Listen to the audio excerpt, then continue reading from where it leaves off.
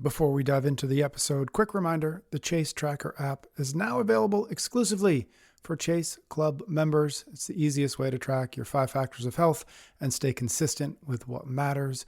Join us at chasingexcellence.email. All right, let's get into it. Hello and welcome back to the show. As we get close to wrapping up yet another year, I wanted to do something just a little bit different this week.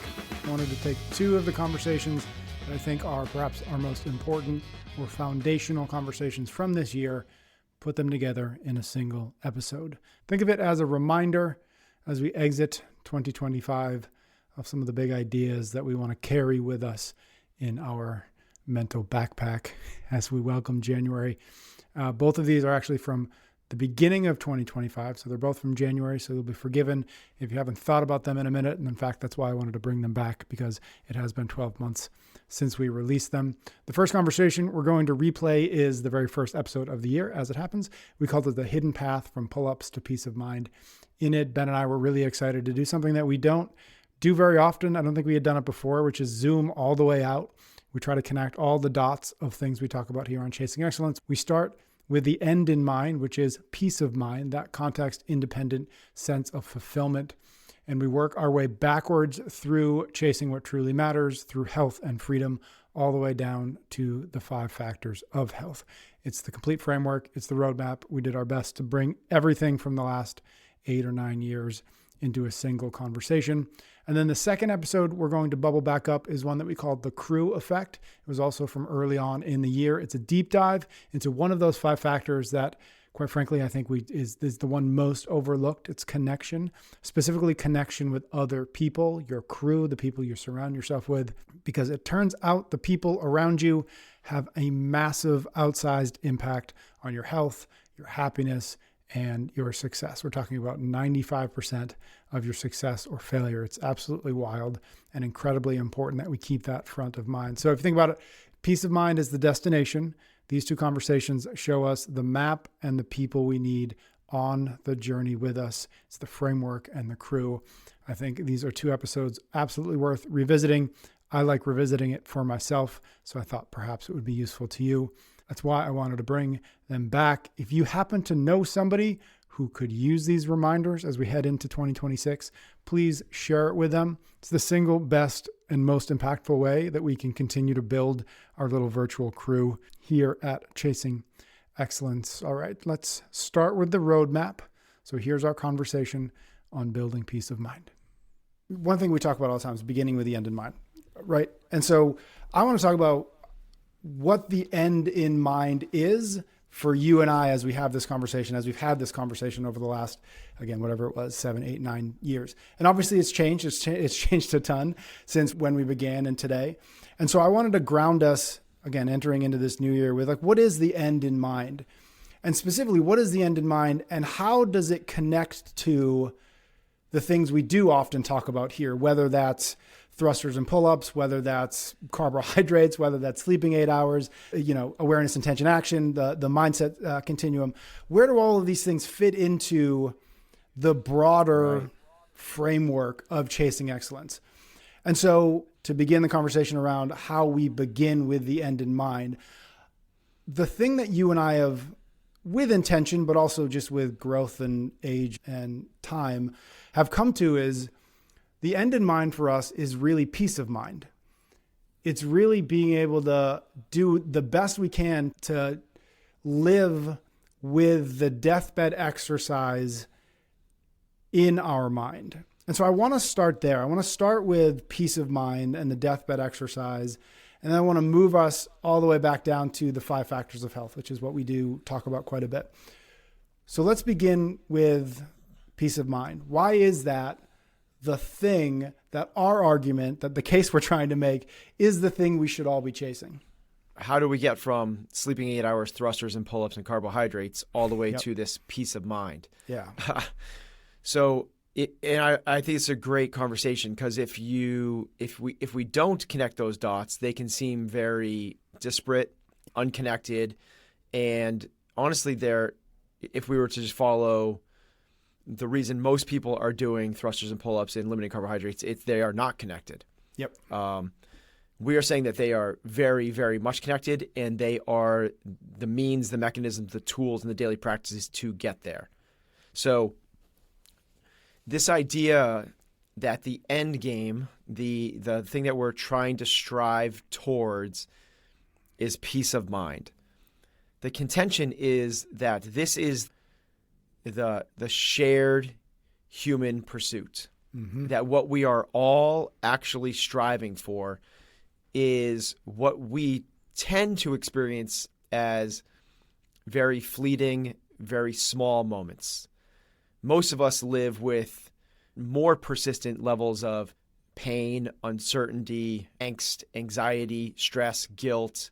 And every now and then we get these little moments of clarity, calm, and peace. What our shared purpose of this 10-year now conversation is to bring to light the ways in which we can experience those in greater portions. Instead of slivers, we get pieces. Instead of pieces, they become the majority. We will never get to where it is constant and forever. Like, that just is not the case. Even if you are a monk who has dedicated their lives to creating peace of mind, which is what they do. This is what they are trying to do. Yep. And they are the ones that have done this the best of all. They still have moments of self-doubt and stress and anxiety. It's a natural part of life, so we have to accept that part of it. But with the right work, with the right intention, with the right practices and frameworks in place, can we bring more to our lives? And I like what you said. What we're actually trying to do here is that deathbed experience, is when we look back on our lives at that moment, can we have peace of mind? Because if we can have that, to me, we have a well-lived life. Yeah. If that is the shared human goal, if we were to put everything together and go back a few dominoes, if we have these few moments of like feeling awesome. And usually that comes when like you get a raise, you feel awesome, right? It's a beautiful sunny day and you feel awesome. Someone says something really nice about you, you feel awesome. You get an award, you feel awesome. Those are short-lived little hits of, the number of different hormones for different reasons, whether it's oxytocin, endorphins, dopamine, serotonin. They all feel really good and they come in different ways. But the big thing that they would all have in common is they would give you peace of mind. So if that's the case, we just want to set our lives up to where that is, we have more opportunities for that. And unlike a lot of those, which if it's more like the pirate ship ride or the pendulum, if it swings one way, it actually swings really far the opposite way. We're trying to create a more sustainable level of that so we don't get the high spikes and big troughs. We're just getting this constant low level of peace of mind. So that is the goal. Basically be, as Michael Singer would say, what we're trying to be is a bird on a still lake. Right? That's peace. That's calm. That's nice.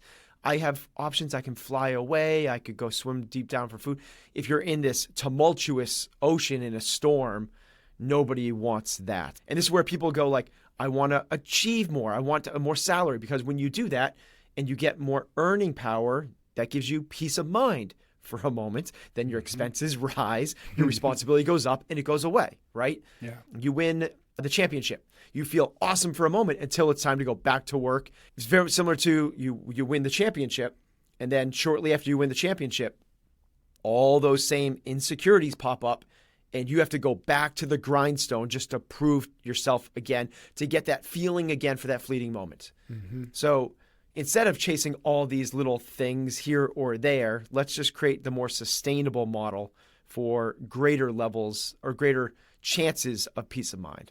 Yeah, I like that. And for the first time, a thought popped in my head as you were talking there, which is like what we're trying to do is build context-independent peace of mind, right? Peace of mind that is not reliant on any of the things that you listed, right? A raise, winning the championship, the girl said yes, right, whatever it might be.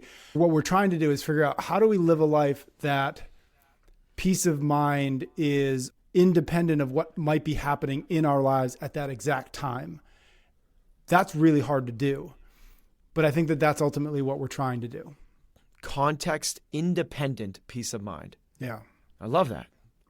God, thank you for being so much smarter than me and taking the 10-minute rant and putting it into a couple 5 words. Yeah. Yes. So let's take one step backwards. So we talk about peace of mind. We've talked about the deathbed exercise. One of the things that has been certainly a through line in our conversations over the last few years is this idea or this phrase of chasing what truly matters. Where does that fit in, or how do we fit that piece of the puzzle into peace of mind?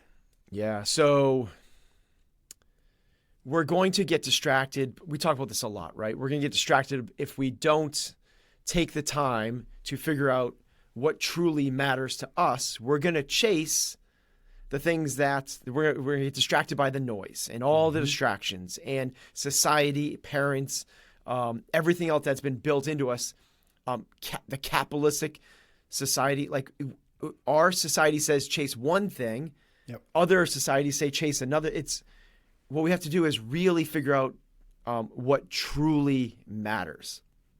And to do this, we have to figure out our values. And values, it's such like it's the word like trust. It's like these big, like they've lost meaning at this point. Values mean what really matters to you. And not just like you have to do a little bit of work to figure out like on a deep, fulfilling level.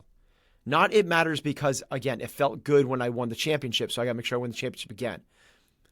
Like, what really matters to you? And that's when you come up with things like being honest.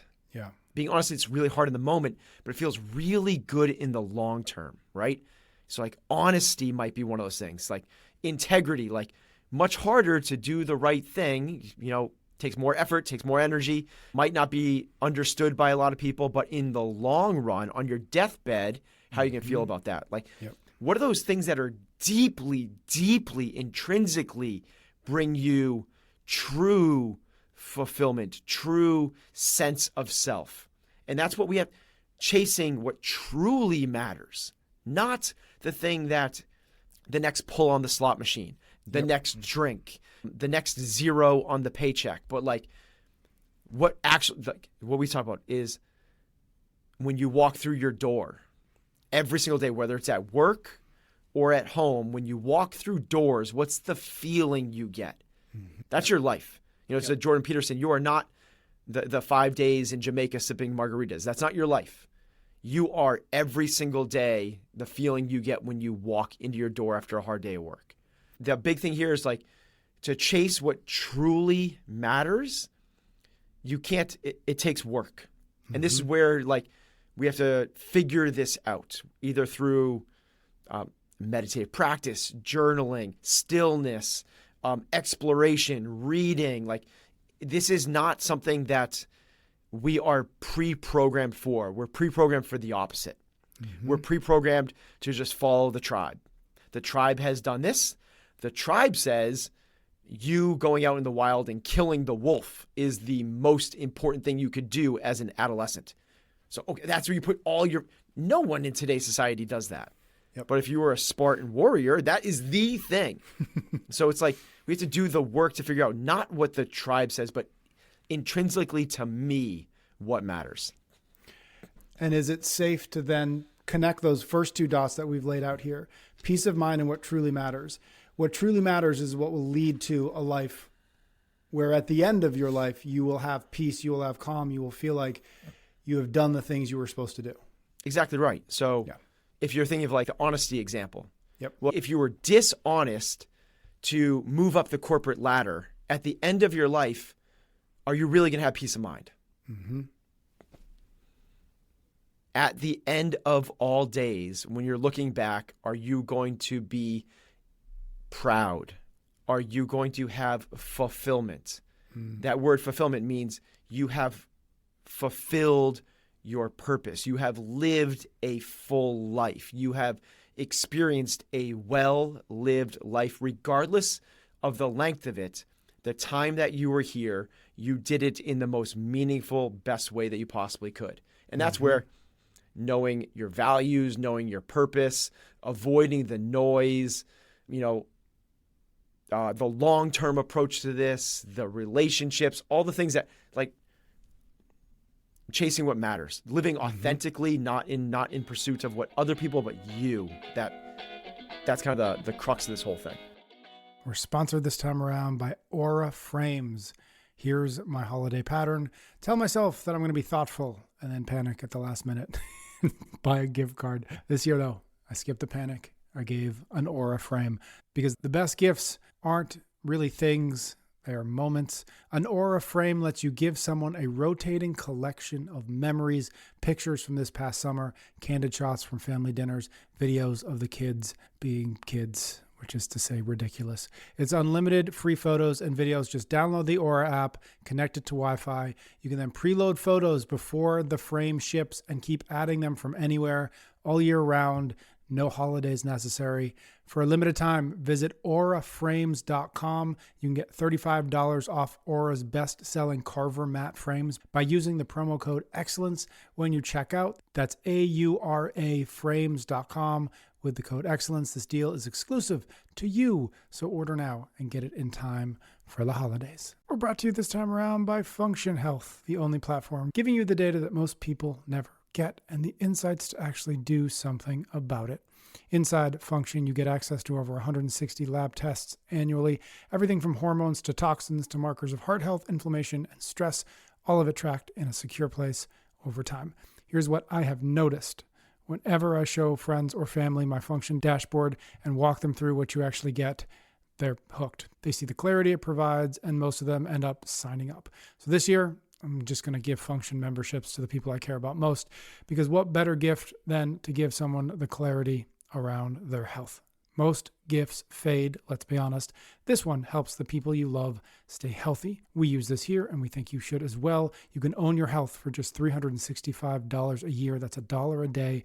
Learn more and join by using our link, functionhealth.com/excellence, or just use the gift code excellence25 for a $25 credit towards your membership. We're brought to you by OneSkin. We've talked about optimizing performance from the inside out, nutrition, training, recovery, mindset. But what about optimizing from the outside in? That's what got us interested in OneSkin. Skeptical at first, but what sold me was the science. At the core is their patented OS01 peptide, the first ingredient proven to target senescent cells, the root cause of wrinkles and loss of elasticity.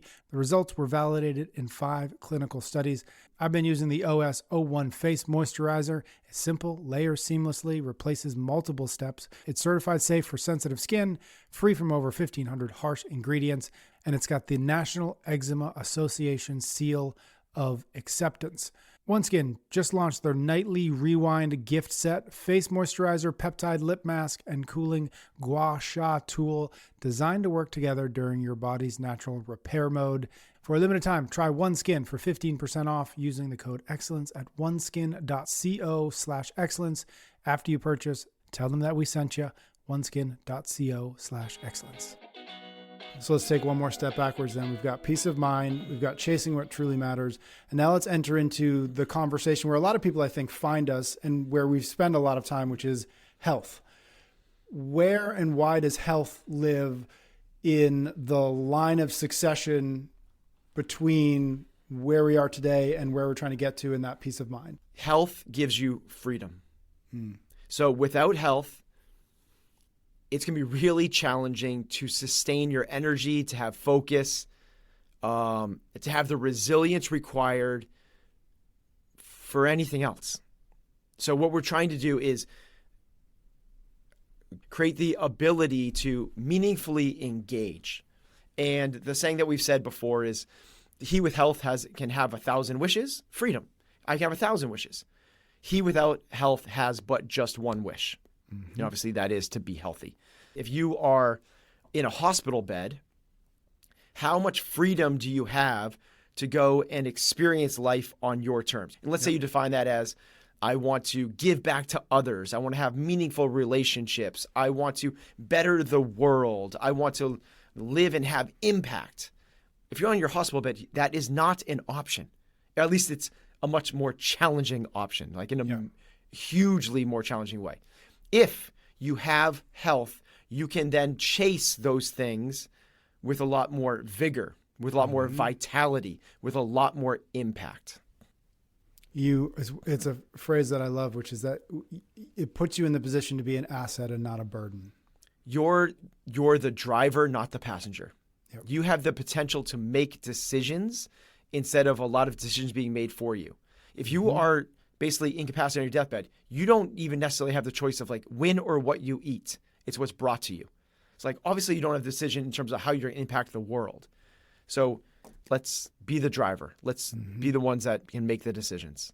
One more step backwards to the 5 factors of health, which we always say are the behaviors or the actions or the habits that we can put into practice every single day to build real health. Is that the next logical step backwards from, again, peace of mind, chase what truly matters, health in pursuit of freedom and fulfillment? Okay, now here's how we actually do that. Here's how we train, how we eat, how we think, how we sleep or rest, or how we connect. Absolutely. So if we just think about kind of going back up, right?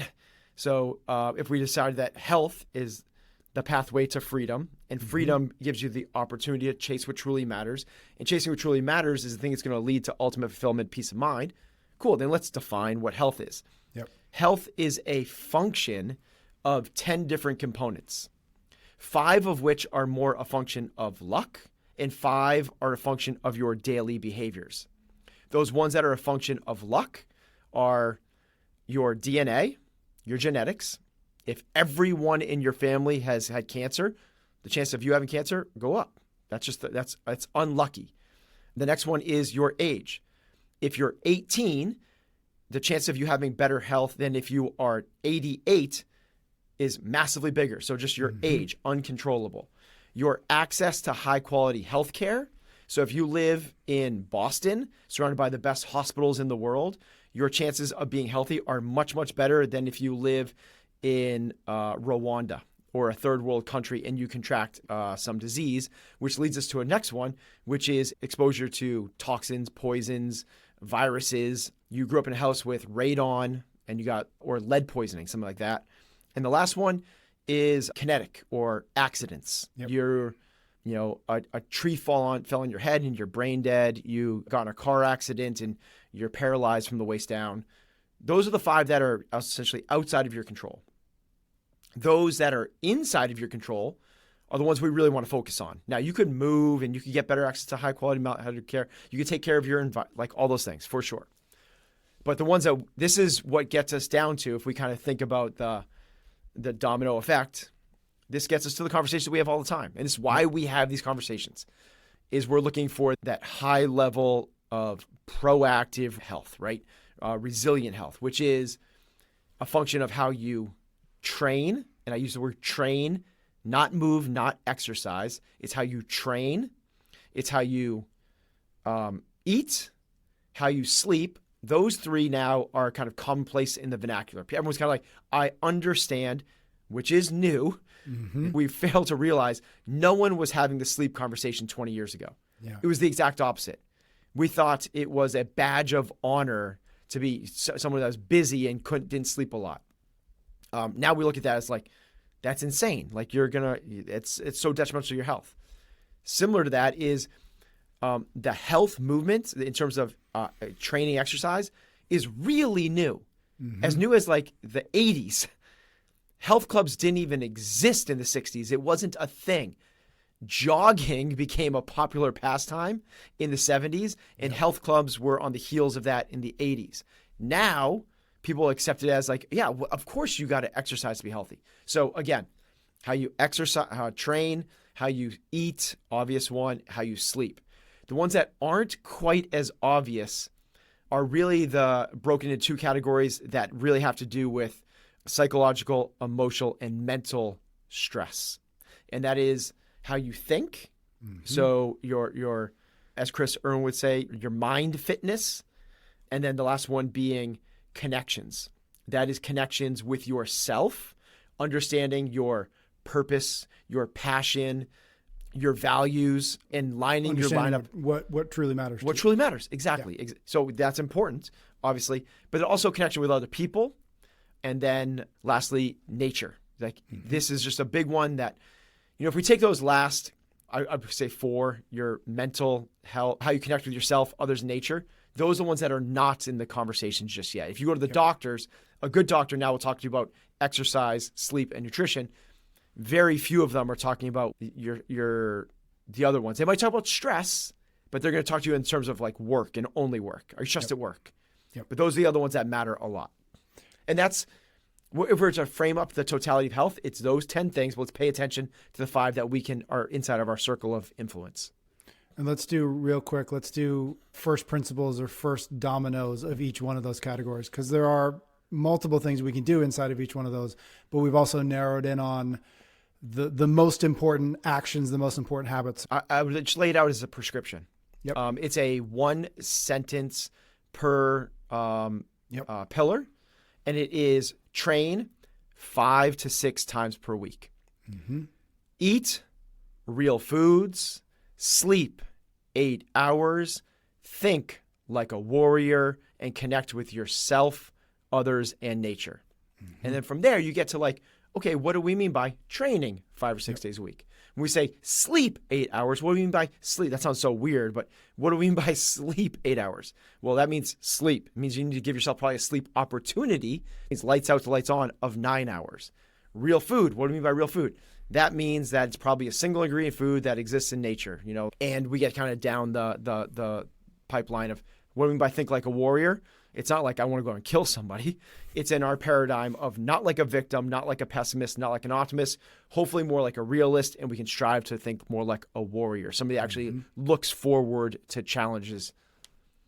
And then connect, we kind of let's lean into the other ones of connect with yourself, others, and nature. And those are the conversations that we have often, is the practicality of it. Because it's I mean, I don't know how many conversations we could have on peace of mind, because ultimately they all come down to, well, how do I get it? And hopefully what we just did was lay out, well, here's how you get it. It's not a 30-day challenge, right? It's not something you can put on as a SMART goal, but it is the lifelong pursuit of excellence. In our definition is take it from the daily towards the thing that we're all trying to get to, which is a life where we feel like we've done what we came here to do. First, figure out what that thing is, and then figure out how to actually put things into place so that we can move ourselves from where we are to that place, and we'll be fulfilled when we get there. So figure out what it is we need to do, put them into place, and do them on a daily basis. That's the framework that we have of awareness, intention, and action. Figure it out. Let's wrap out on that. Yeah. Figure it out, right? That's what we're trying to do here, is lay out the framework. If we're trying to all search for peace of mind, it's kind of crazy, but this whole thing starts with the 5-factor prescription. So what is that thing we're looking for? It's not that we're looking for to be better gymers. Mm-hmm. I don't want to be better at the gym. Yeah. That's like, I just want to this is not about being good at the gym. This is the framework. This is the awareness that being better in the gym, being disciplined with your nutrition, sleeping well, having the daily practice of mental fitness to be able to handle hard things, and doing the work to figure out what truly matters to you, building these really strong relationships, and getting outside into sunlight, into nature, is the thing that's going to give you health. And if you have that health, you now have the freedom to chase what truly matters. If you chase what truly matters, you will have fulfillment, or at least a better chance of it, on your deathbed. This is like the begin with the end in mind, the awareness, the intention, strategies, frameworks, and tactics to be able to achieve, to be able to put them into action on a daily basis to get to where you want to be. All right. So we just laid out the complete framework: peace of mind, chasing what truly matters, health as a foundation of freedom, and of course the 5 factors: how we train, how we eat, how we sleep, think, and connect. And that last one, connection, is one that we talk about all the time, but perhaps the one that we give the most lip service to. I don't think we talk enough about connection with other human beings, aka your crew, the people you're surrounded by day in and day out. Because here's the thing: you can have your goals dialed in, you can have your training and your nutrition dialed in, you can get your sleep and your mindset work dialed in. But if you're surrounded by the wrong humans, or if you're isolated, even worse. None of that other stuff is going to matter as much as you think. So in this conversation, Ben and I talk about why the people around you might be the single most important factor in whether or not you actually achieve that peace of mind we just talked about. In this second conversation, we talk about the biology of relationships, the science of social isolation, and what it actually means to surround yourself with people who want to see you win. So without further ado, here is our conversation on building your crew. We're going to talk about something today. This is months ago, and I made a note, and I finally got around to chatting with you about it, which is in a ComTrain meeting, again, months ago, you started talking about some, I don't know if you want to call them core values, but we were talking about some things that are sort of essential to the brand of ComTrain. And you laid out 3 of them, and in your way, of course, they all share a letter. So you laid out crew, capacity, and character. As again, I don't know if you use them as core value, like you can tell us where this big picture came from, but I really wanted to talk to you about the first one of those, which is crew. In large part, because we talk about connection all the time. It's one of the 5 factors of health. We talk about connection with self quite a bit. We don't talk too much about connection with nature, but that can maybe be on our list for things to dive into this year. And we talk about connection to others, and we often talk about it in the context of a relationship, or certainly you and I talk about it a lot in terms of being a parent, being a dad. But I want to broaden this out. I want to talk about crew a little bit as it relates to this connection with other things. But if it makes sense, why don't we start with the ComTrain end of the things, crew, capacity, character. Where did that come from? What did that mean? And then let's move ourselves into a conversation around the importance of crew. You're right that this was laid out as the values, our core values, if you will, in terms of the business jargony part of it. It's what you value. Yep. It's what do you think is important. And I think it's really important to define that as an organization. The way that we've defined that is, of course, it's an alliteration, because I think he keeps it. Yep. It's not that it just needs to be memorable. Yep. So crew, capacity, and character. Character is not how you act in peacetime, but that's your personality.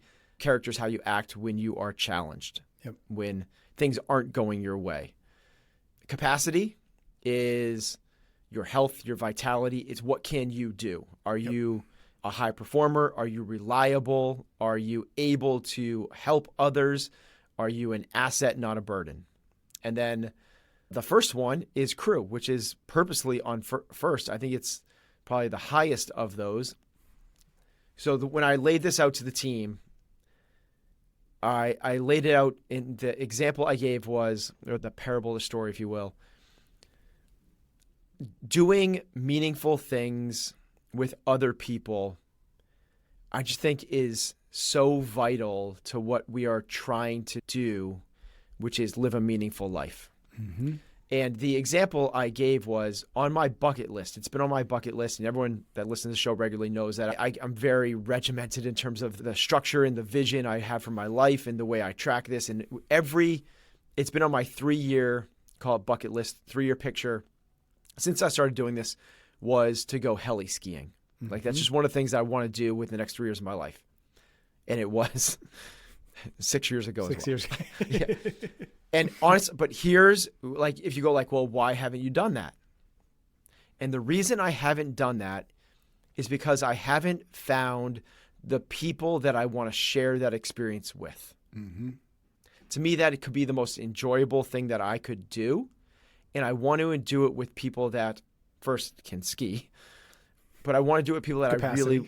I really, right, capacity and character, and right? Character, yeah. Yep. But I want to be able to, like me going heli skiing by myself, I have zero interest in that. It would feel more like a chore than something that would be exciting. And it's the same thing. Like, I've had epic, amazing powder days, and I have them by myself, and they are not the memorable ones. They're just not a thing. Yeah. To me, it's about doing these cool, awesome things with other people. Okay, so how do we then, I like this, and in some ways it's crew, capacity, and character, but it's almost like crew, capacity, and character, because it strikes me as the crew you want, and maybe I just have heli skiing in my head too much, are like, you want them to be capable, and you want them to be of high character. Am I reading into that too much? Yeah, of course we want that. That's Yeah. like if what we're actually trying to do when we do this, if we were to back up a little bit, is try to like, what does the ideal team player look like? Mm-hmm. Right? And that's what we want to do is surround yourself with those type of people.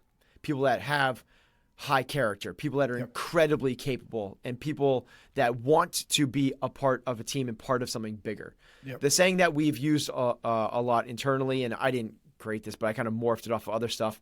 I think Warren Buffett actually had the original thing I saw of this, which is surround yourself with people that want to see you win. Mm. No drama, no gossip, no toxicity. People that challenge you, but it's about good vibes and growth. Surround yourselves with people that want to see you win. Yep. That not just cheerlead, they challenge you, call you on your crap. Yep. But also not in a negative, toxic way, in just the most positive, good vibes and growth way. If you surround yourself with people like that, here's going back as well. What we want to do is, we talk about this all the time, is the 5 factors of health. We want to create an environment which makes it easy to train 5 or 6 days a week, eat real food, sleep 8 hours, think like a warrior, and connect with yourself, others, and nature. Here's the environment is going to be mostly impacted by the other human beings in that environment.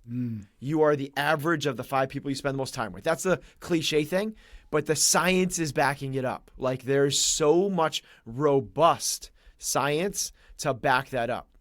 There was Dr. McLeod of Harvard. I have this written down, so I'm just going to. Dr. McLeod of Harvard states, through a big study, the people you habitually associate with will determine as much as 95% of the success or failure in your life. And the reason for that is we have mirror neurons in our brain, which subconsciously mimic the behaviors and attitudes of others. So if you surround yourself with driven, motivated, positive people that look for opportunities, that don't complain, that want to go and better themselves and want to lift up the other people around them, you're more likely to do just that. If you surround yourselves with victims or violence or toxic relationships or abuse, neglect, addiction, you're more likely to be that. The single biggest thing we can do is control our environment, and the single biggest thing that influences our environment is not the temperature or the sun or urban or living in the farmlands. It is the people you surround yourself with. Mm-hmm. It's interesting. It's slightly tangential, but what I think about is what we've talked about a lot before, which is the concept of owning your attention. I mean, that really is what it comes down to, is whoever or whatever is getting your attention is creating the reality in which you live. And so obviously when we talk about this, or when we think about this, it's often couched in like, whatever screen you happen to be looking at, but in a very 3D kind of way. If I spend a lot of time with you, Ben, you're getting my attention, and whatever you're giving back to me, I will then reflect back, right back to the idea of the motor neurons. And so it's in real life, and it's also in not real life, in digital space. And so it's not, so this idea of crew, while I think we're going to mostly talk about the people we surround ourselves with, I think it extends beyond just the individuals in the room with us, but also becomes, who do we listen to? Who do we watch? Who are we paying our attention to? Because they are in fact creating our conception of the world and our conception of ourselves. So yes, that is a little bit different though than what we're talking about when we say crew. Agreed. Because but I think the principles are the same, is what I mean. Yeah, the next kind of line item to this is you can get wrapped into that, because I would call, we did a whole show on this, right? Which is, if you get into, because yes, it is the movies you watch, the books you read, the things you follow, but the big one there is, this is the 2 old guys complaining about the social media. Oh, TikTok. So if you get kind of so deep into that, and even if you're surrounding yourself with the good ones, social isolation. This is actually like crew in real life. Totally. Yep. So I forget if it was, what's his name, that wrote that Harvard study of adult development. Robert Waldinger. Thank you. So it's close relationships. Mm-hmm. And maybe it was also the build the life you want. The way that they said that is one of the F's that they focused on was friendships. Yep. It wasn't just a matter of like, are you sending the text messages? Yep. Even if it's like a really deep relationship, but you only see the person once a year, it is the frequency matters. So it's truly like, right, the words there matter, like surround yourself. Surround yourself with the people that want to see you win. Surround yourself with people that lift you up. Because BYU, Brigham Young University, and University of North Carolina did a study on isolation. Mm-hmm. And this is the crew thing. Like, you need the people around you, actually around you. And this is bonkers. This is a meta-analysis, meaning it's a study of studies. So they studied 148 studies with totaling over 308,000 people. The studies over a 7-year period. It was published in the Science Daily in 2010. What they found was social isolation is worse for you than smoking 15 cigarettes a day. Yep. So if we're thinking about how this pieces into health, like, crew matters. It's huge. Like, and this is what the whole Harvard study for adult development was about. Yep. Their whole thing was they're the ones that brought this to light. They're actually the reason. We found that in about 2010, it was when we came across that study. That's where we put Connect into this framework because it was so important. It was as much as smoking. To kind of put like some other numbers to that, not smoking improves health outcomes by 40%. What they found is that those with strong social connections increase their health outcomes by 50%. Mm-hmm. That's huge. Like, we're talking 15 cigarettes a day. Having strong social connections is better for you than quitting that. This is something that can't be ignored in terms of the health outcomes, in terms of chasing what truly matters. This has to be up there with the other ones. And yet it's interesting. We did an episode on the Surgeon General put out a report on parental stress. Before that, he had put one out on that he called Our Epidemic of Loneliness and Isolation. And I only bring that up to say, like, how are these things true at the same time, where we know how important crew is to our health, our happiness, our fulfillment, et cetera, right? Whatever that 95% stat that you gave us of like 95% of your success or failure. And at the same time, here yet we are in a place where the Surgeon General of the United States says we're in an epidemic of loneliness. The contrast is so strong. But it's the same thing with everything else. Very few people aren't aware that processed foods are bad for you. Yep. Yet we are in an epidemic of obesity and chronic disease because people eat too much crap. Yep. ... It's not just eating the crap, though. It's what everyone points to when they go chronic disease. It's just like this is what also leads to disease. So let's just talk about this from the biological perspective. And this is where you are not just biology. It's all intertwined. This is the psychological, biological model. Like the brain, the emotion, it's all one thing. It's not like you have your body and then your mind. It's like, obviously, we start thinking about it, it's like, oh yeah, it's all connected. Yep. And there's a great book by Bruce Lipton called The Biology of Belief. It's some pretty dense science, but the premise of it is incredible. And the premise is every cell on your body, every cell, the trillions of cells in your body are trying to understand the environment in which you're living in. Because based on the environment, they will act in certain ways. This is a really efficient system. If you are in an environment of threat, meaning starvation, attack, whatever it might be, they are going to act in a certain way to keep you alive. If you are not under a threat, they're going to act in another way.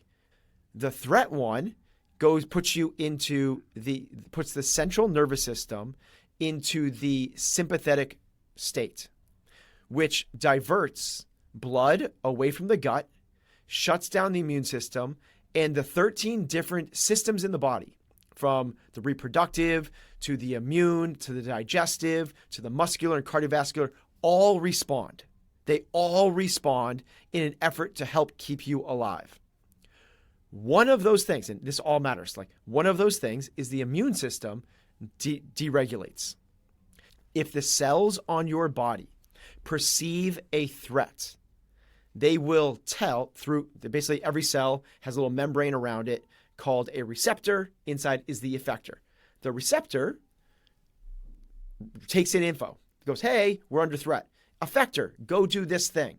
Switch to the sympathetic state, fight or flight, immune system suppress. Very efficient. Meaning like all hands on, don't fight the pathogens, don't fight the virus. We got bigger things. The saber-tooth tiger is going to get us. So let's get the immediate threat out of the way. That's really efficient for real perceived threats. What we all understand that, except that what we don't understand is that your body's respond to that in the same way. If like you almost get in a car accident, same thing, but then we get into road rage and the actual real threat, that shock in this, you feel like everyone feels that, knows that sense is like that. You're the shock of it. That's the shock of epinephrine coursing through your body. So you respond like crazy. That's built in. That's awesome. That serves us so well. You don't have to think about it. You just swerve the car. What then doesn't serve us is the after effect of that, which then you stay in fight or flight and you have road rage. And then you chase the guy down, or you live with this stress, that freaking guy, and you're like, that is what creates the longer prolonged is not helping. Not even that big of a deal if it's gone after a minute or two or something. But what if every time you get in the car, your cortisol goes up? Every time you get in the car, your immune system goes down. Every time you get in the car, fight or flight. Okay, we're not even in the car that much, but what if you have bad relationships? If you have a bad relationship, that is the equivalent of a twig going snap in the woods, and you as the caveman goes fight or flight. I'm going to, because I might get kicked out of the tribe. Bad relationship, I might get kicked out of the tribe. If I'm kicked out of the tribe, I die of exposure. This means that if you don't have strong relationships, your body is in a prolonged, chronic state of stress. Not just the stress you get from the project being due. This is the emotional stress related to bad relationships. Your body can't tell the difference. Remember, it's in a dark cave. It's trying to take in the information that comes in through the five senses. In this case, mostly through your eyes and ears. You see or hear something, and then your brain then interprets that as, whoa, we don't like this. It then goes down to the cells in the body, which don't have brains. They just go, fight, fight, fight, fight. And it's the same thing. And then what happens is you depress your immune system. And then when the immune system is depressed, when an actual thing happens, like a pathogen or a virus comes in, or the cancer cells that we all have in our body all the time anyway, that we're constantly fighting with this really effective immune system. When that gets suppressed, they don't get to do their job. And now we have the big issues. This is not the foo-foo-y thing of like, just like make sure you hug somebody and you'll feel better. And like, even like, oh, and then you have oxytocin and that's a feel-good hormone. On a cellular level, your body doesn't understand if this is a real threat or not. And it's going to lead to a chronic disease. We're sponsored this time around by Mizzen & Main, the brand that's been revolutionizing menswear by combining classic style with performance fabrics. Here's the thing, I spend way too much of my time alone in a room staring at a glowing screen and often dressed like I just rolled in from a workout, because sometimes I have. So when we actually go out, when we go to dinner, we see friends, go to a show, whatever, I like to get a little bit gussied up. That's where Mizzen & Main is perfect. Their shirts and pants look sharp and polished, but they feel like performance wear, like I'm used to. Stretchy, lightweight, moisture-wicking, wrinkle resistance, and completely machine washable. All of those things actually describe me as well. How ironic. No ironing, no dry cleaning. Just throw them in the wash. Right now, Mizzen & Main is offering you 20% off your first purchase at mizzenandmain.com, MIZZEN and MAIN.com. Use the code EXCELLENCE20. We're brought to you this week by Shopify. If you've been listening to the show for a while, you know we're all about systems, building routines, structures, and finding the tools that make excellence repeatable. And one thing we've learned running Chasing Excellence is that the right tools don't just make work easier, they make growth possible. It's exactly what Shopify does for entrepreneurs. Whether you're selling coaching programs, physical products, or building a brand from scratch, Shopify gives you everything you need to run a real life business. Shopify isn't just a checkout page. It's a full business partner. You get marketing tools, analytics, AI features, and templates to build your professional storefront, even if you've got absolutely no design experience. Shopify powers, I can't believe this, 10% of all e-commerce in the US, brands like Mattel and Gymshark. But you don't need to be a giant corporation to benefit from everything Shopify has to offer. So right now you can sign up for a $1 per month trial period at shopify.com/excellence, all in lowercase. That's shopify.com/excellence. We're brought to you this week by Our Place. Here's something we don't pay enough attention to: what we're cooking our food in. Most nonstick cookware is loaded with forever chemicals, PFAS, Teflon, toxins that leach into your food. A study found that 80% of nonstick pans contain these chemicals, and a single scratch can release over 9,000 plastic particles. That's terrible. That's why we switched to Our Place, and that's why you should as well. High performance and toxin-free, no PFAS, no PTFEs, no forever chemicals. Their 4-piece cookware set, which includes 2 always pans and 2 perfect pots, replaces a whole messy stack of bulky cookware. You can sear, saute, fry, bake, boil, roast, steam, dance, sing, everything else. Plus, buying the set saves you $150. So there you go. Our Place is having their biggest sale of the year.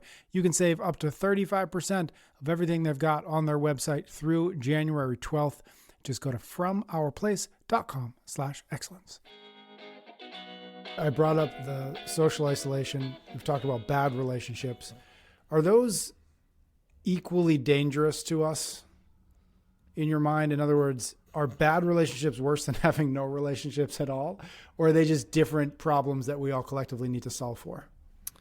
It's like, what's worse, ice cream or a candy bar? Like, it's like, Yeah, it's clearly a candy bar.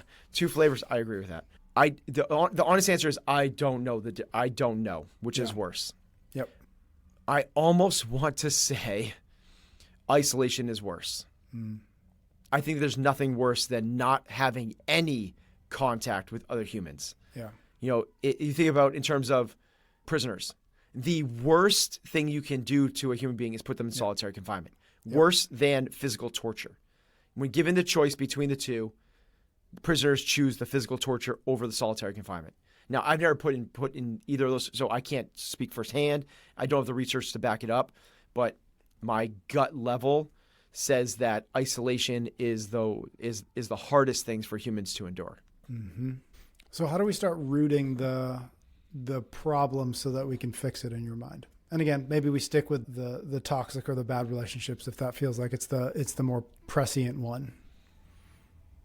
Well, I think the problem is the antidote, which is surround yourself with. Yep. So if you don't have people in your life that you feel like in your life in a meaningful way, this isn't like I had that coach one time when I was in high school. This isn't like I had that one mentor. This isn't like I have that one friend that I see once a year.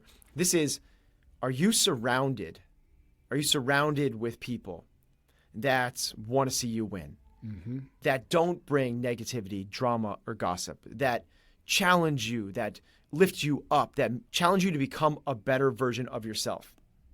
If you don't have those, we need to start seeking them out. This is the awareness, intention, and action. Now we can bring awareness to that. Maybe I don't have that. And by the way, outside of my family is certainly that. I have that in a big way with my family. I am lucky enough that my profession has that. I'm surrounded with people just like that. Yep. My gym, the place I work out, there's 300 other people like this. This is why the CrossFit movement has been so meaningful. Yep. Before this, the gym environment did not have that. The gym environment was put your headphones on, go do your set of bench press, do your pec flies, and then maybe on Tuesdays and Thursdays, the elliptical, reading People magazine. It has holistically changed that. It's why we seek out church. It's why we seek out community.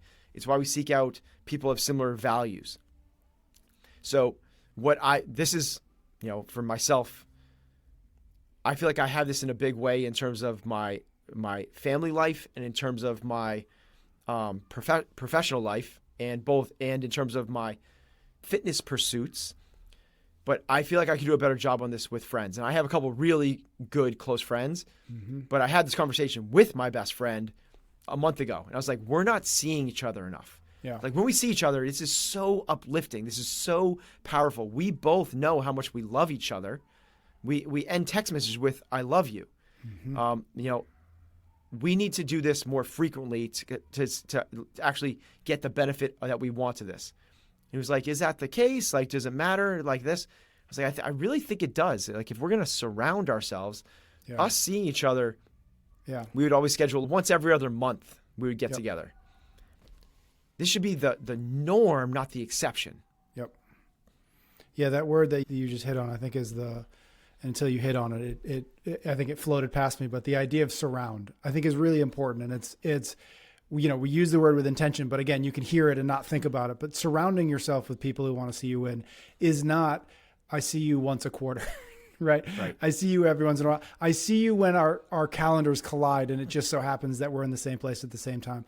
Surround demands intention. It demands effort. And the thing about relationships, the thing about especially non-family relationships, is that they're so wildly inefficient that you have to be okay with that. It is not efficient to go, I've got a good friend in New Hampshire. It is not efficient for me to get in the car for 3 hours and go see him. That's right. But that is what it demands. And if we're going to surround ourselves with people who want to see us win, sometimes we have to do the really inefficient thing. Yeah. And we do what we can with what we have as well, right? Very few things that are meaningful in life act as light switches. They're not binary. It's not on, it's off.